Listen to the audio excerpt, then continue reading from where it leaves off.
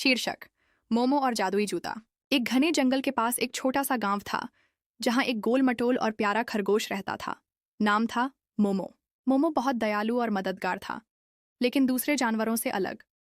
वह तेज नहीं दौड़ पाता था, न ही ऊंची छलांग लगा सकता था। जब सब जानवर खेलते, मोमो हमेशा पीछे रह जाता। कुछ जानवर हंसते हुए कहते, मोमो तो बस गाजर खाने के काम का है।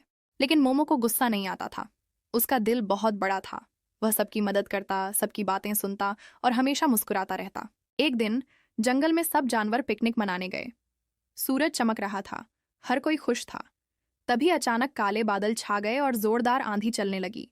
सब जानवर भागकर किसी सुरक्षित जगह छुप गए, सिवाय मोमो के। क्यों? क्योंकि उसका सबसे अच्छा दोस्त चीकू तोता हवा में उड़ गया था। मोमो ने आंखें बंद की और बोला, चीकू, मैं आ रहा हूं। तभी उसकी नजर मिट्टी में चमकती किसी चीज पर पड़ी। वह था एक सुनहरा जादुई जूता। मोमो ने जैसे ही वह जूता पहना, उसके पांव हल्के हो गए और फिर वह उड़ने लगा। हवा को चीरते हुए मोमो ने चीकू को पकड़ लिया और नीचे ले आया। नीचे खड़े जानवर हैरान थे। जो मोमो दौड़ भी नहीं सकता था, आज वह हीरो बन गया था। लेकिन यह तो बस शुरुआत थी। उस रात मोमो ने सपना देखा। उसमें एक चमकदार भालू आया और बोला, तुमने साहस और सच्ची दोस्ती दिखाई है मोमो। अब यह जूता तुम्हारा है। लेकिन याद रखना, इसका जादू तभी चलेगा जब तुम किसी की मदद के इरादे से उड़ोगे। अगले दिन से मोमो जंगल के सभी जानवरों की मदद करने लगा। कोई किताब तालाब में गिरा दे तो मोमो उड़कर निकाल लाता। कोई खो जाए तो मोमो आसमान से उसे ढूंढ लाता। अब कोई उसे गाजर वाला खरगोश नहीं कहता था।